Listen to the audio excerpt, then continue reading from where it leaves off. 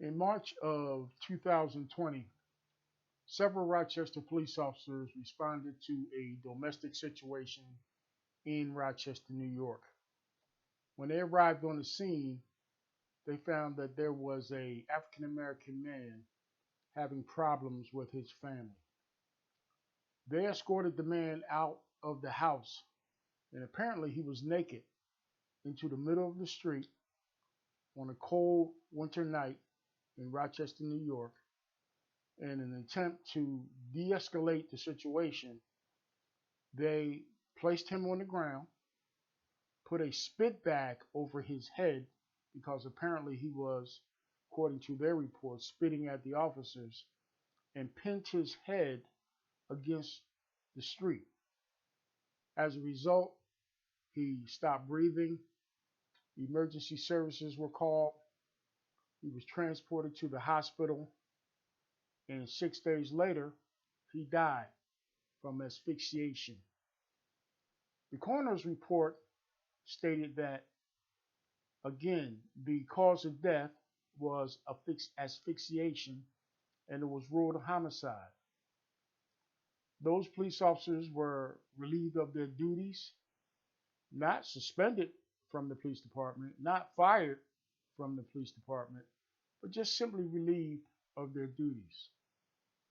2 days ago, a grand jury, based on the evidence that was presented to them, did not file any charges against those police officers and basically exonerated them for killing this black man in Rochester. I find this very disturbing for a number of reasons. Number one, in the early 1980s, I joined the Rochester Police Department. I went through the police academy in 1982 and subsequently became a Rochester police officer. I felt like the training I received was top notch. And in my tenure as a police officer, never did I have to use excessive force to the degree to where I put people in harm's way or even killed anybody. I never had to do that. It seems to me that police officers today go from 0 to 100 when it comes to dealing with especially African American men, and the result has been murder, time and time and time again. I've written several articles on this subject dealing with police officers all over the country who have either strangled, uh, choked, shot, and killed African American men. And when the results of those findings go to a grand jury in respective locations, in more cases than not, they're found not guilty. So it seems as if it's open season on African American men across this country. Now, we uh, just went through 4 years of who we call and what we call a racist uh, regime in the White House with former President Donald Trump, and we came out in masses to vote him out of office, and we were very successful in that. We now have Joe Biden in office. We now have Kamala Harris as our newly elected vice president, who happens to be African American.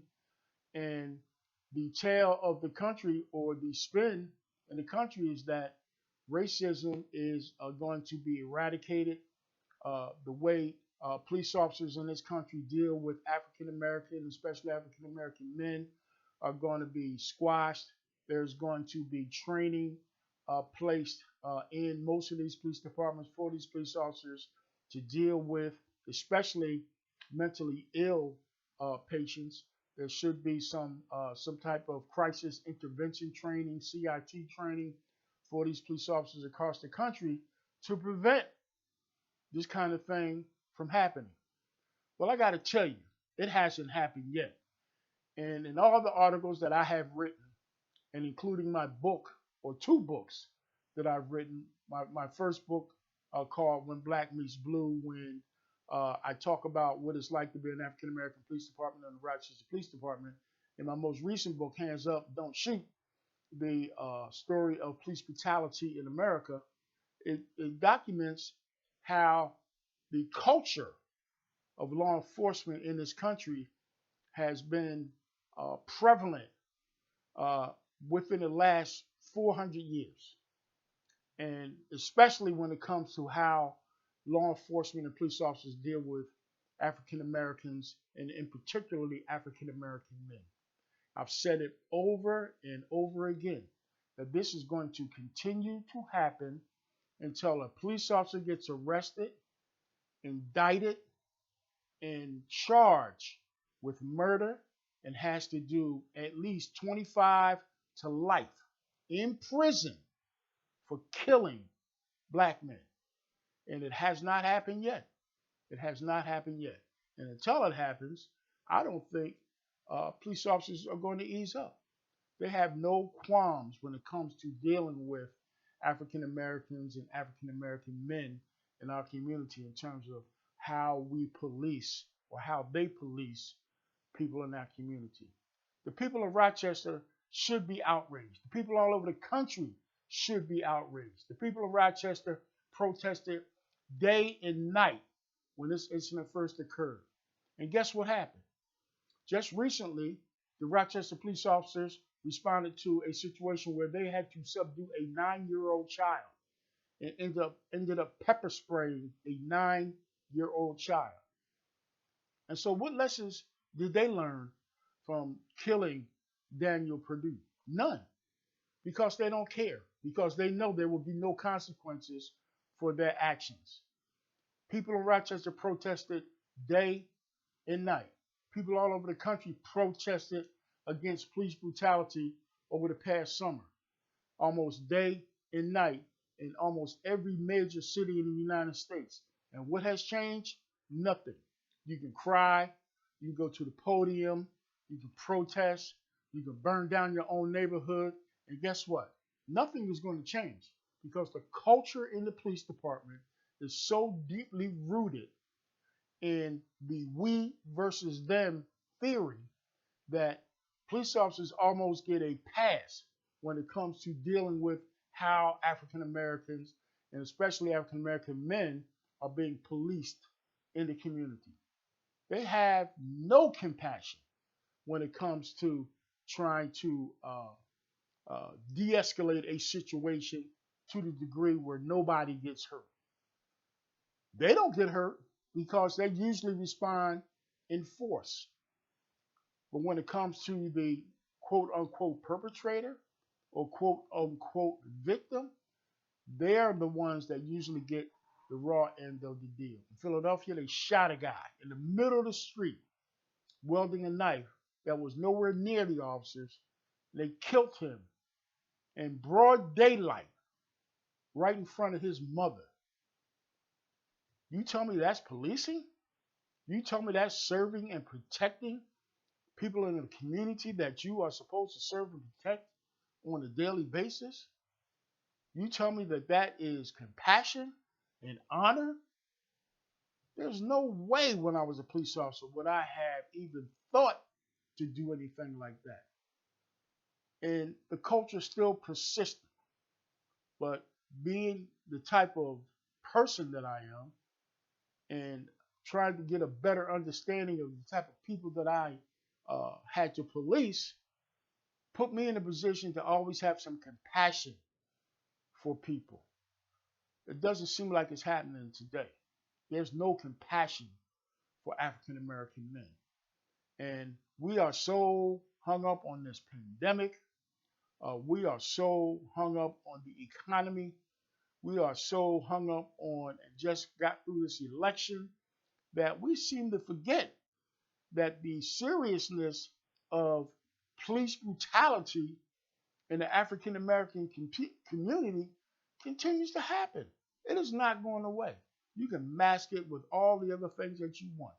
When I turned on the news today, it wasn't even a top story. Why? Because nobody cares about me as a black man.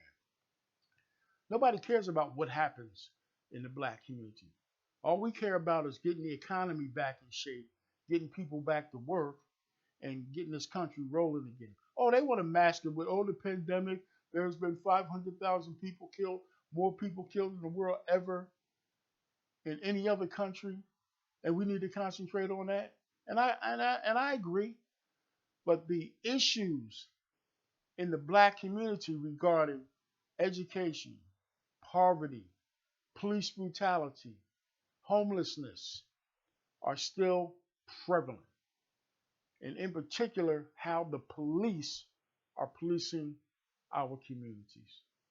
It is utterly ridiculous to have to wake up in the morning and see that evidence presented to a attorney general's office in Rochester, New York, where the coroner said that the result of that man's death was asphyxiation leading up into a homicide. Oh, and they want to pepper it with the fact that he was high on PCP, and that's the excuse they want to use for why he died. But we all damn well know that that is not why he died. He died because he got strangled. He died because you had insensitive police officers that could care less about having a naked man in the middle of the street on Jefferson Avenue in Rochester, New York, in sub-zero degree weather, and they had no compassion for him. From what I understand, there were 6 police officers out there. You mean to tell me no one could have taken that man to a police car and gotten him in the back, or placed him in the back of a police car in that sub-zero temperature until emergency medical services arrive?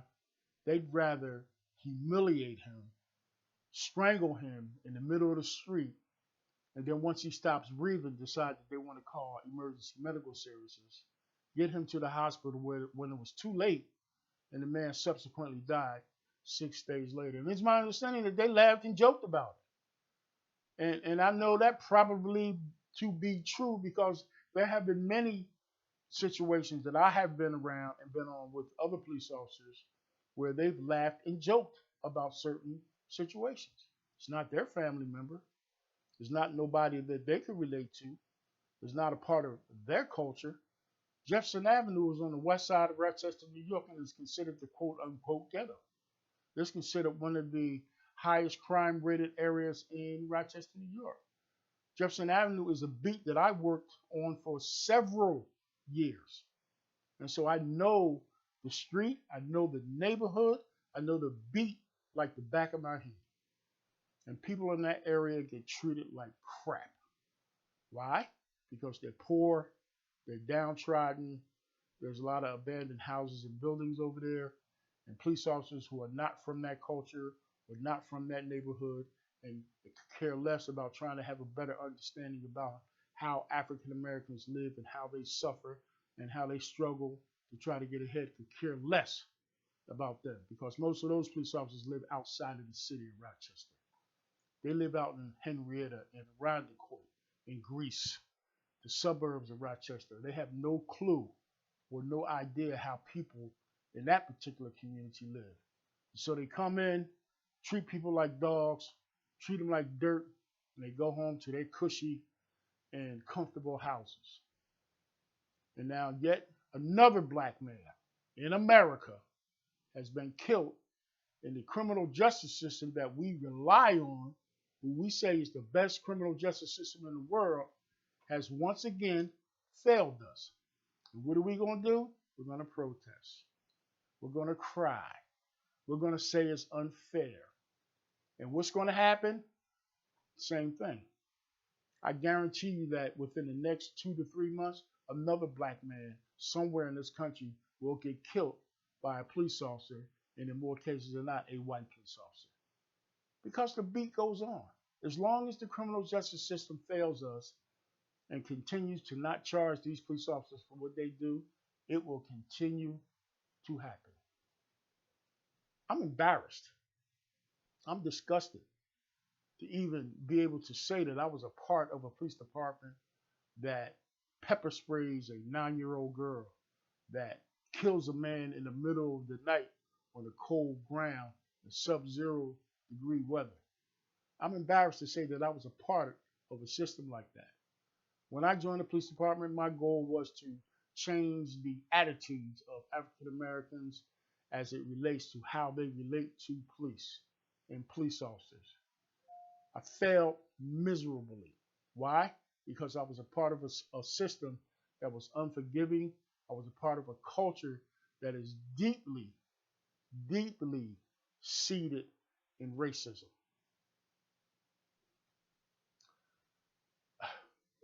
There's no more to say.